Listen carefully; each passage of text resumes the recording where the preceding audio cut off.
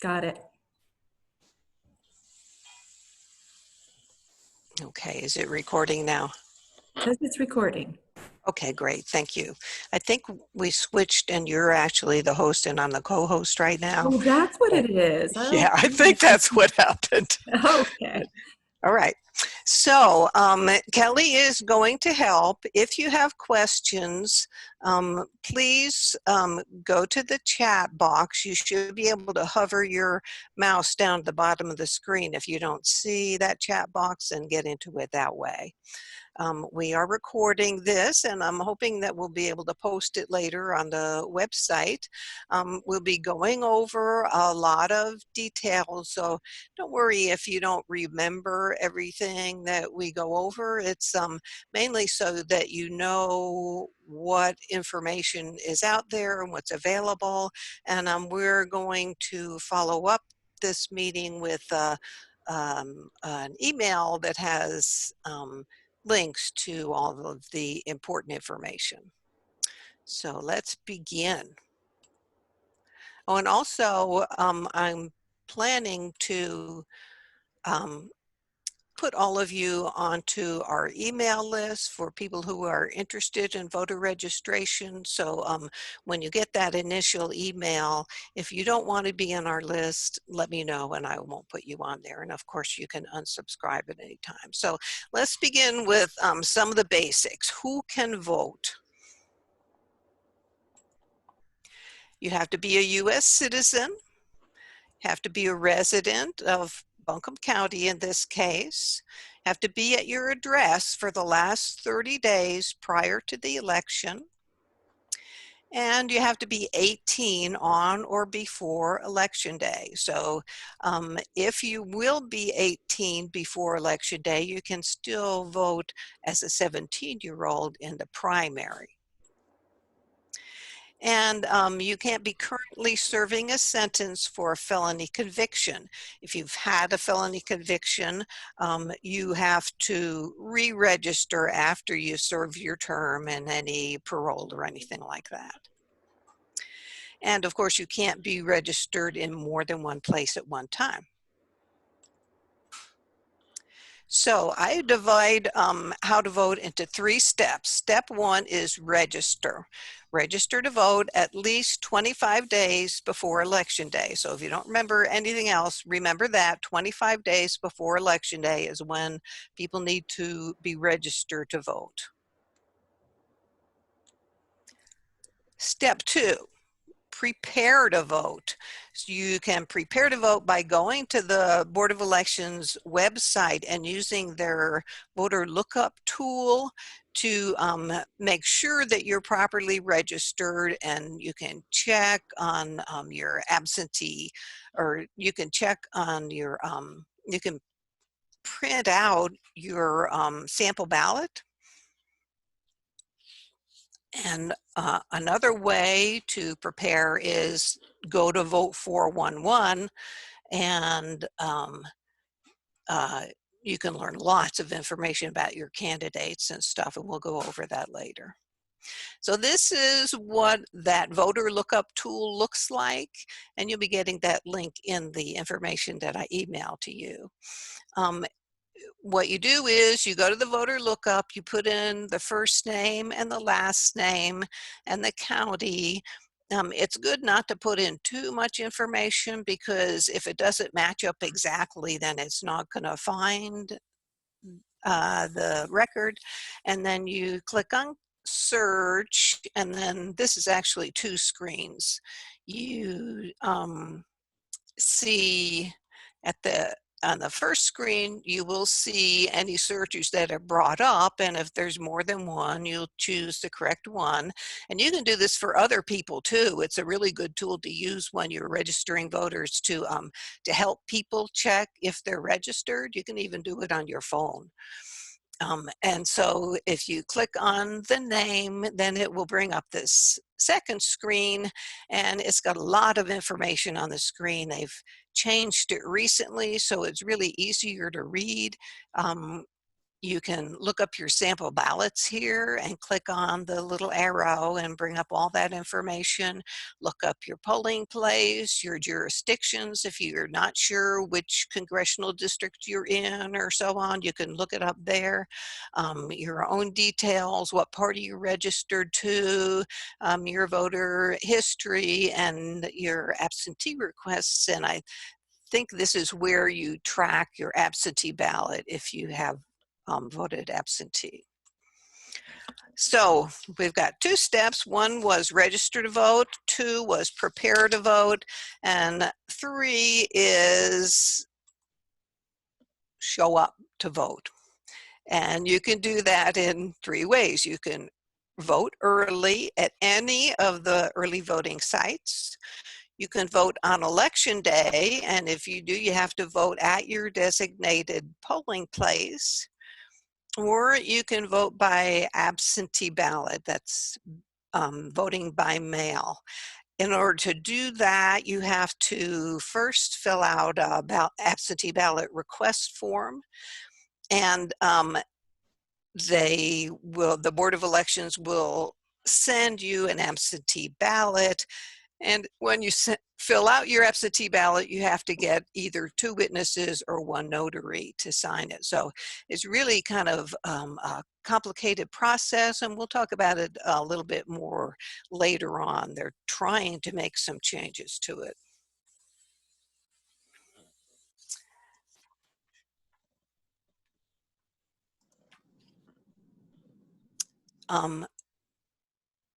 The changes, the League of Women Voters and other groups have asked for the rules to be loosened for absentee ballots.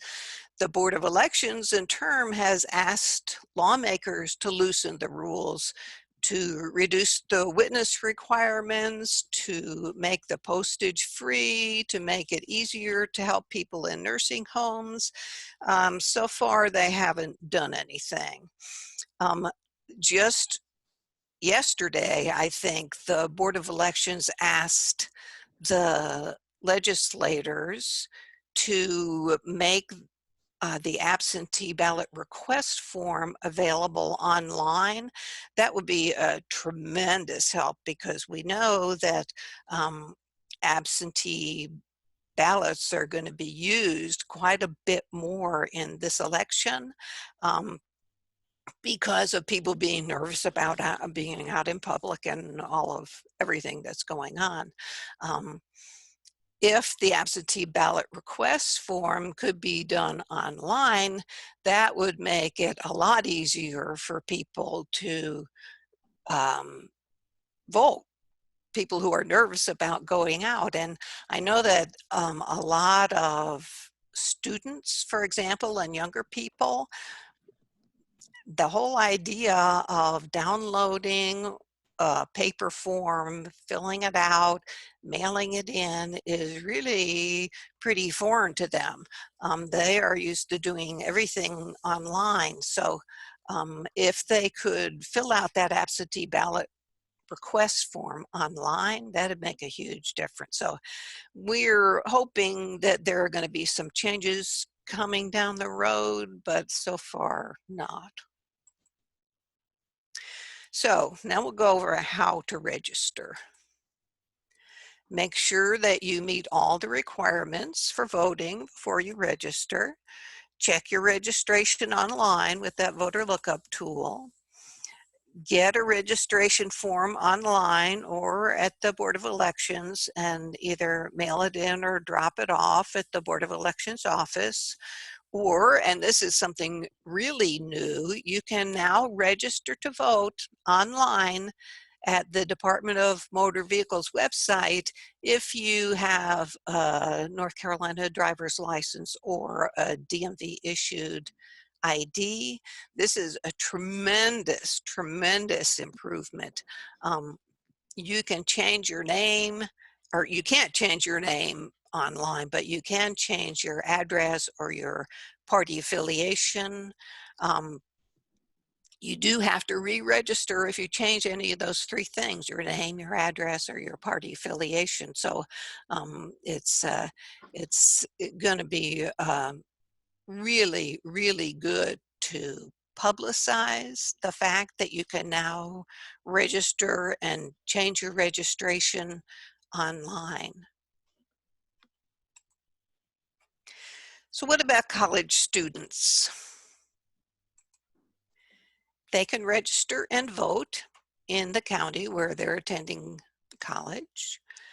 They can also register or remain registered at the address where they lived previous to moving away to college. So basically, they can choose. Now, this year, it's gotten a little bit complicated because um, a lot of well, of course, the students are now taking classes remotely. They're probably at home, so can they still register to vote where they're going to school, or do they have to register to vote at home where they're now living? I think I've asked for clarification from the Board of Elections on this, and I haven't heard anything back on it. I think probably the safest bet is for them to just go by where they are now living. If they're living at home, then they should register and vote there. So 17-year-olds, we mentioned that a little bit earlier.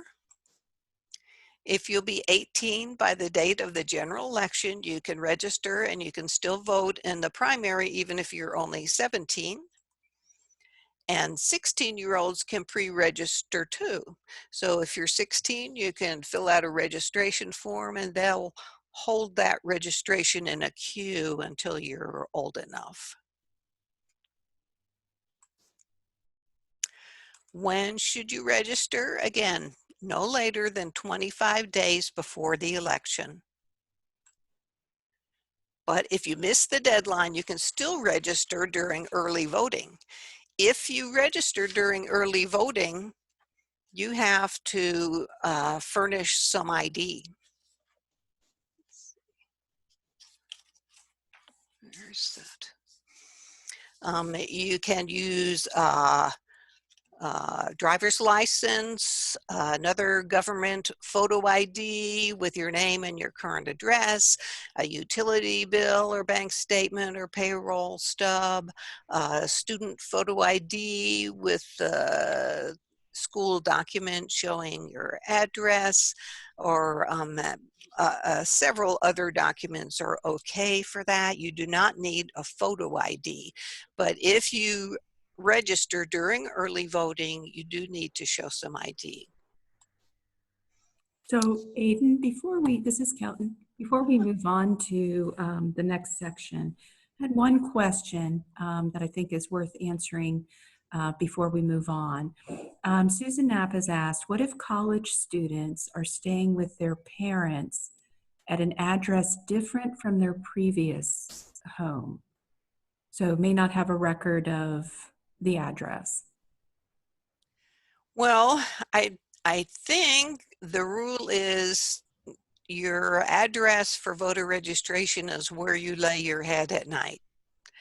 So if they are living in a temporary location, as long as they will have been living there for 30 days before the election, then that's the address that they should use on their registration. Great, thank you. Okay. So now we're going to go over the form itself. Who can register voters? Anybody. And some people are surprised. I've had some people from Florida who were really surprised that in North Carolina you don't require any special certification or training or anything.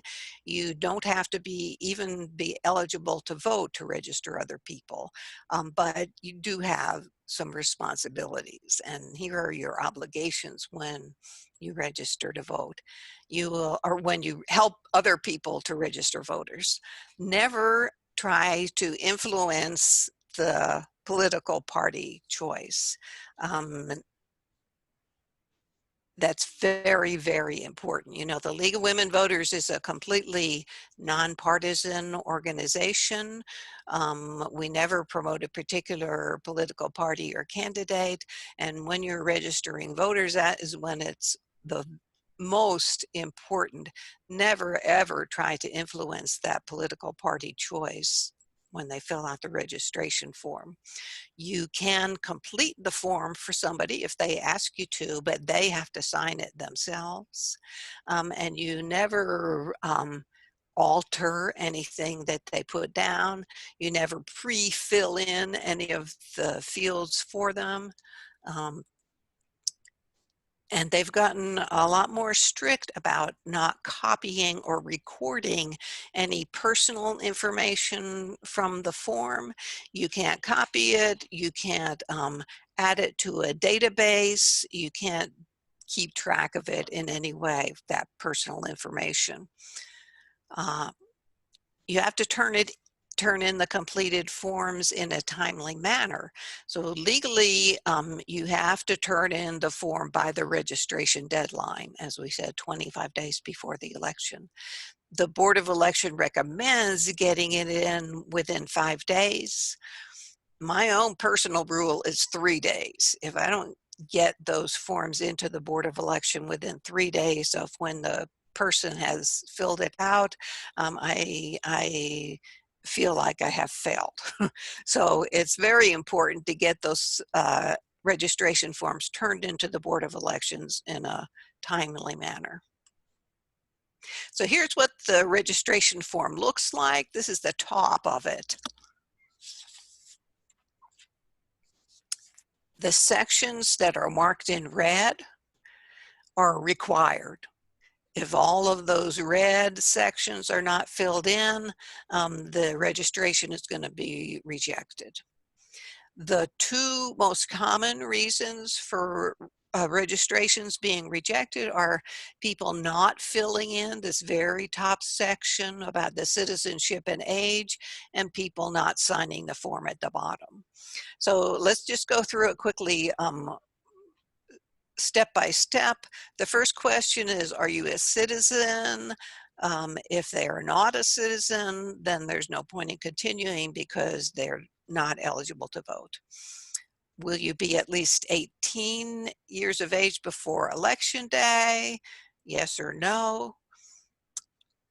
Are you at least 16 years of age and understand you must be 18 years of age on or before the election day to vote?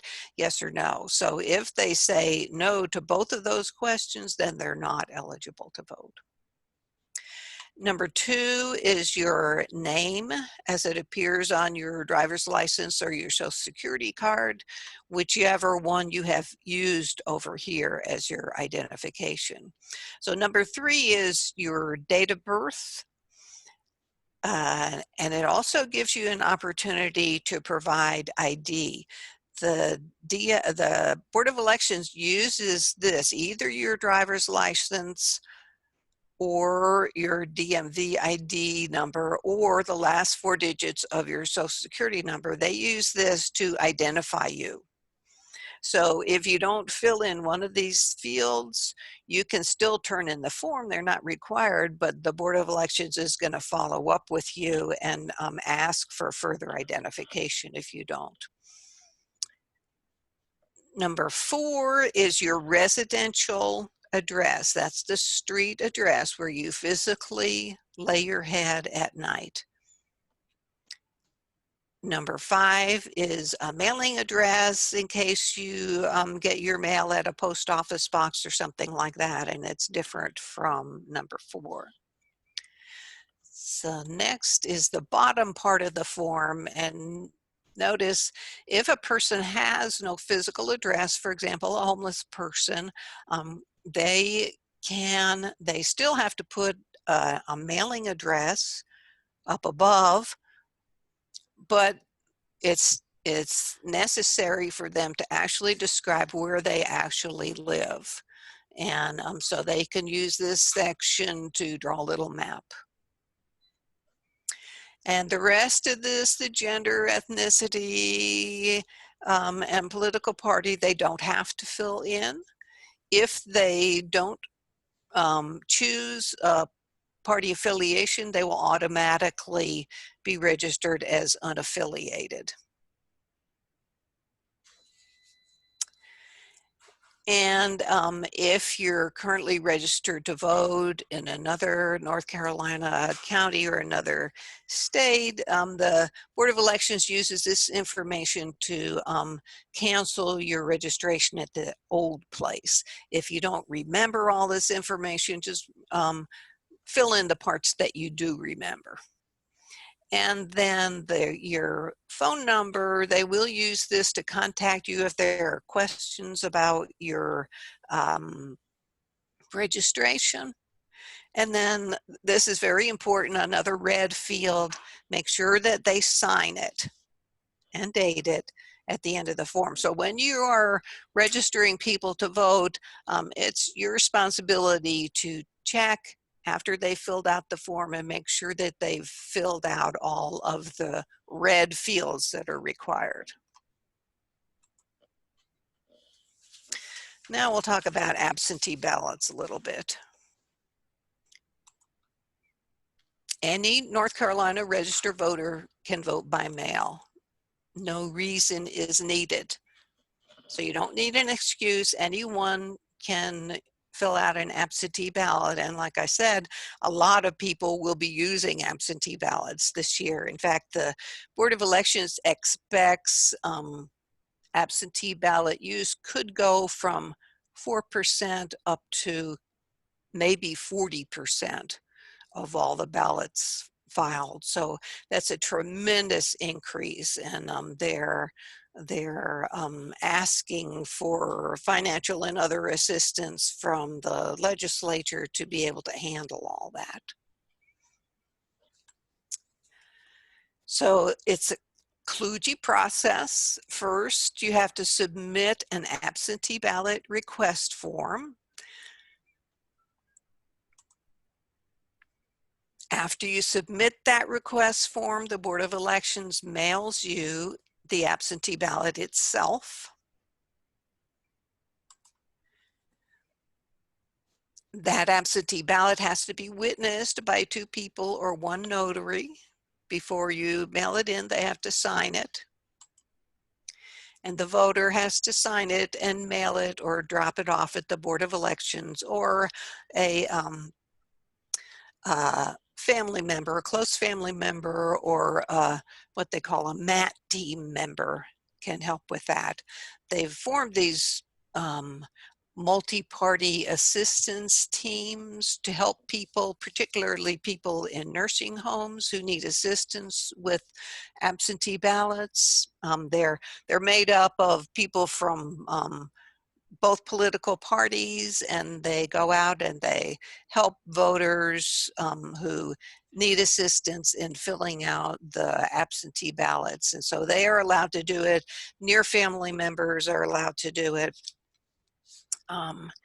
There are a lot of stringent rules about who can help the voter, who can take the ballot to the Board of Elections.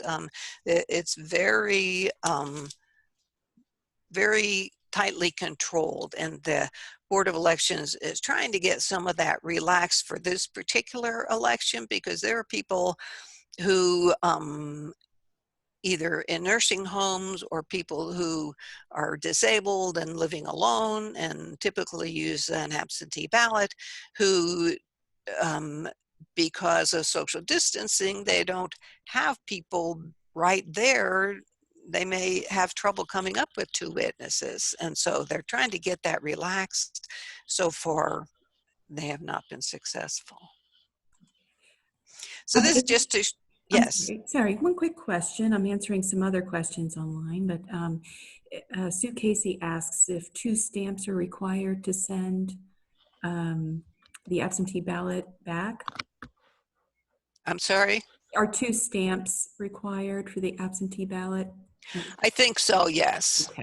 Yes, and another thing that the Board of Elections is requesting from the legislature is to have postage paid for those absentee ballots, but so far, no. Okay. And also, one person said that they were a notary. Can they notarize an absentee ballot and also register voters? But since those are two separate operations, I think that that's fine. You can register voters, but also then notarize someone's absentee ballots, correct? Absolutely, absolutely. And it's also, you cannot charge a fee to notarize a ballot. So you just do that out of the goodness of your heart, which I know that everyone on this call Great. Well, is. somebody asked that too. Can the notary charge a fee? So you're already ahead of it. And then finally, I have another question from Juanita. When are the absentee ballots counted? I believe that's, and she also, that's when the regular voting is closed. Is that correct? Yes, the deadline, let's see, the deadline for receiving the absentee ballots, they can be, absentee ballot can be hand delivered at an early voting site, or it can be hand delivered no later than 5 p.m. on the date of the election at the Board of Elections, or they can be mailed. If they're mailed and they bear a postmark that's dated on or before the date of the election, and they're received no later than 5 p.m. on the third day following the election, then they're accepted. So basically they've got 3 days to get there. And so it's several days after the election, the absentee ballots are actually counted once they've had time to arrive. Thank you. Okay.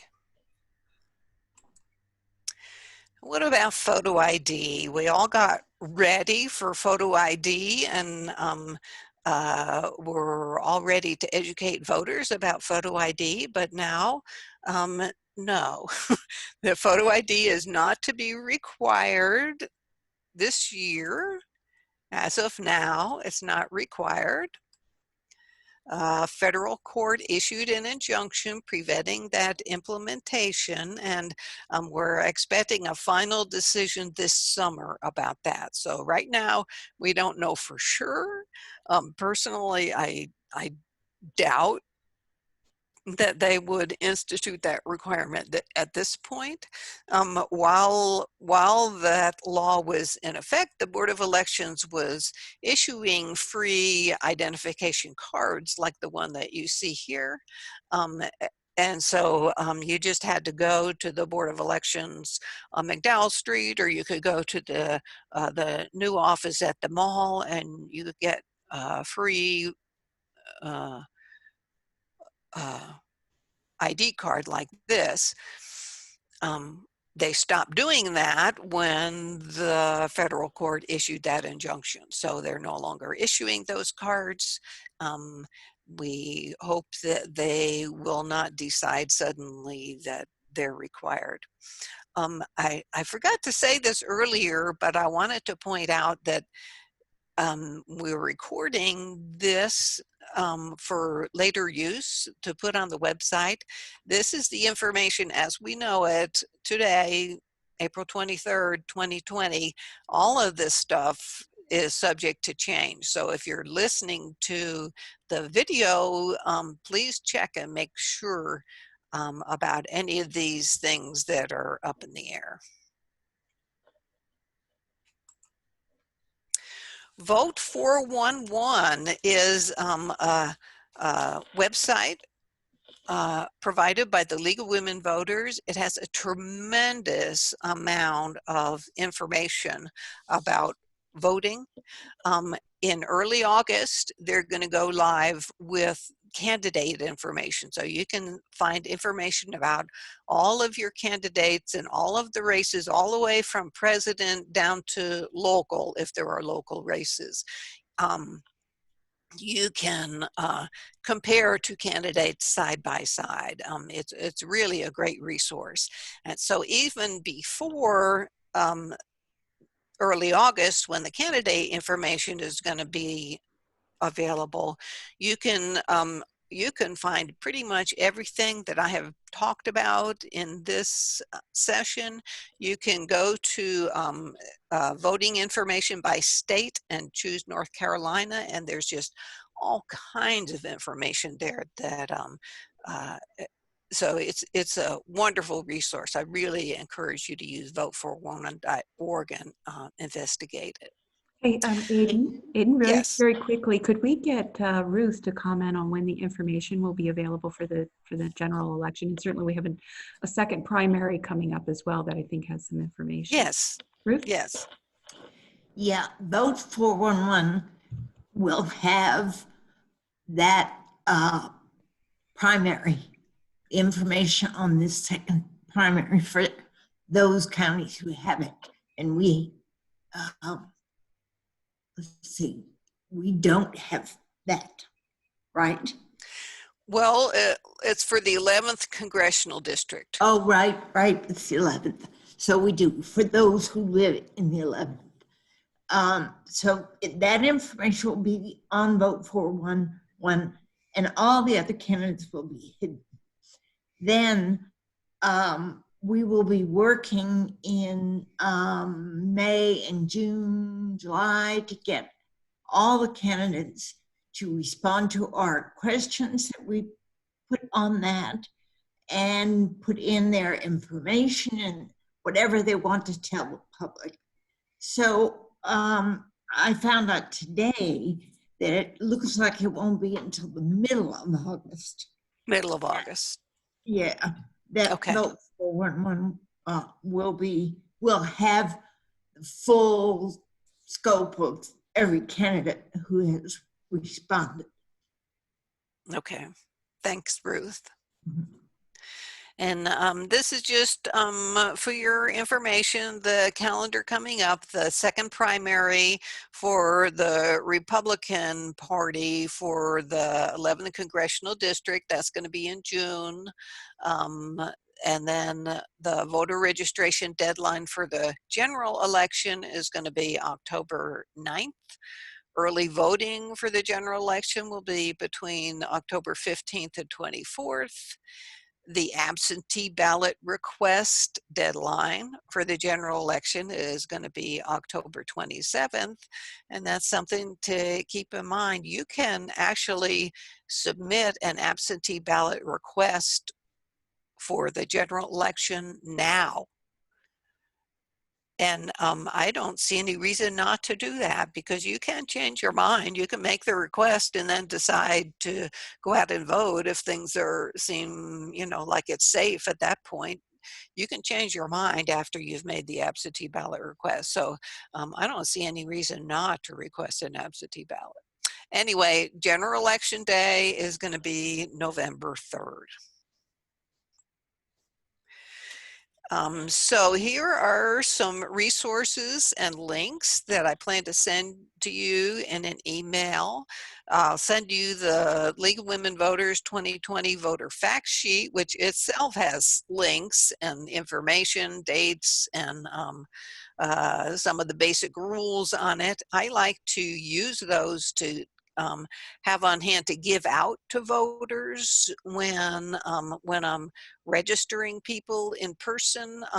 A lot of times they will have a question and I'll say, it's right here on this, and I'll just give them one of those fact sheets. So I think those are very useful. Also, it has the mailing address for the Buncombe County Board of Elections.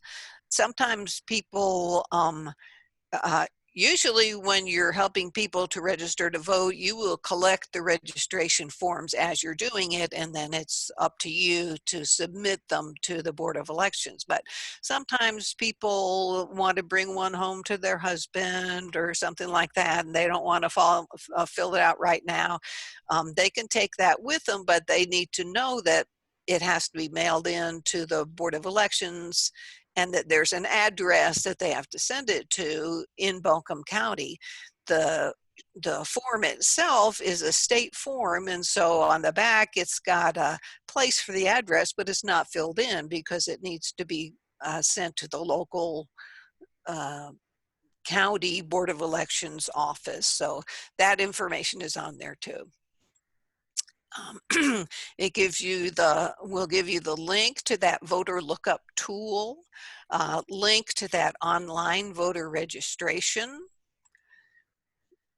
a link to that downloadable voter registration form, and a link to the downloadable absentee ballot request form. And so I want to thank everyone for participating in this meeting. I'm really hoping that that we'll get a lot of volunteers out of this. And so if you want to volunteer for registration drives and events, you can email us at this email address, that's not right. It's voterreg.LWV. No, it's that voterreg.LWVAB. I apologize. voterreg@LWVAB, or you can just email me. And like I said, I'll be sending you an email and you could just reply to that. But we would love to have you volunteer for any drives or events that we have. We need ideas for this particular season on how we can do outreach in this time of coronavirus. We need to figure out how to reach people online or in other ways where they will see the information, especially with the online voter registration. I mean, that's a fantastic opportunity. You don't have to bring paper registration forms to the farmer's market. You know, you can somehow reach out to people online and send them that link and try to get them to go ahead and register to vote. So it's makes things easier this year to have that option, but we need to figure out how to use it and how to communicate that to people. So we need to spread the word on that. So any... Yes, actually, Aidan, there are a couple of great questions here and one comment. I'm going to go to the comment because I think this might be interesting for everyone if you haven't seen it in the chat section. Let's see, this is from Sharon Hill. She writes, for homeless registrants, the Buncombe County BOE instructed me to use the following for the mailing address if no other address is available. Name of registrant, general delivery, name of city, state, zip, and then inform the homeless person that it is his or her obligation to check in at the local post office beginning 2 weeks after the registration event to retrieve the voter registration card. And if not retrieved, it will be returned to the Board of Elections and the registration will be null. Right. And I know that in the past, a lot of homeless people have used the shelter on Ann Street as their mailing address, and that shelter has allowed them to pick up their mail there. And something that I forgot to talk about was when you fill out a registration form, the Board of Elections checks it out. They try to confirm your identity. They will send you a voter registration card in the mail to that mailing address. It contains your information about your polling place. And your polling place, you know, is the place where you go to vote if you vote on election day itself. It also serves as a means of confirming your address. So if you're not at that address, the post office will return it to the Board of Elections as undeliverable. they will try again to send the card to that address. If it comes back a second time, then your registration is going to be rejected. So that's another reason why you should always check with that voter lookup tool to make sure that your registration is logged. And so in the case of homeless people, yeah, they have to have an address that they can send that card to, and it's important for them to be able to pick it up. So I'm glad that the Board of Elections said that they can use general delivery, and I've also heard that they could use that uh, homeless shelter on Ann Street. Yes, and A-Hope as well, I think, as Ron pointed out. Let's see. So Mandy Carter asks if Buncombe County early voting sites will be the same for the general as were for the primary, but I don't think we know that yet. Is that correct? We don't know it. Well, we know that it probably no, because there are more early voting sites necessary for the general election, so there will probably be different. They're often different for the general and the primary. Okay. And then Kim McGuire asks, and I don't know the answer to this because I haven't looked it up, but she's heard that the DMV online registration is cumbersome, and I don't know if anybody has any any experience looking at it.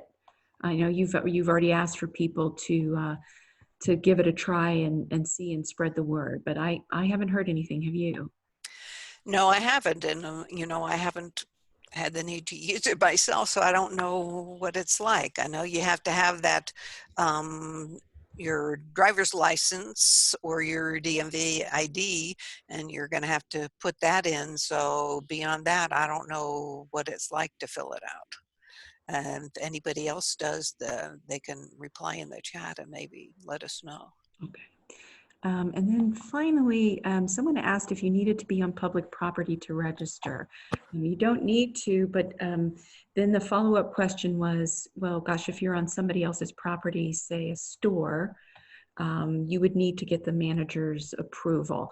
I would think you would need to for private property like that, for, if you're at the Ingalls or whatever it is, but you don't need to be on necessarily public property to register. No, you don't have to be on public property, but there are, yeah, it's just, general courtesy to get permission of whoever owns the space in order to do registrations there.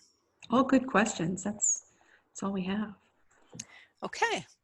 Well, thank you so much for participating in this, and I will be sending you out that email, as I said, and I'm going to be putting you on the email list for the people interested in voter registration and voter services activities. And so if you don't want to be on that list, let me know, and if you do, thank you so much, and please contact us at any email that you can find in order to share any ideas that you have, because we really, really need ideas, fresh ideas on how to handle this new situation, because the old ways are not going to work. So thank you very much, and thank you, Kelly, and thank you, everybody. Thank you, Aiden. Okay.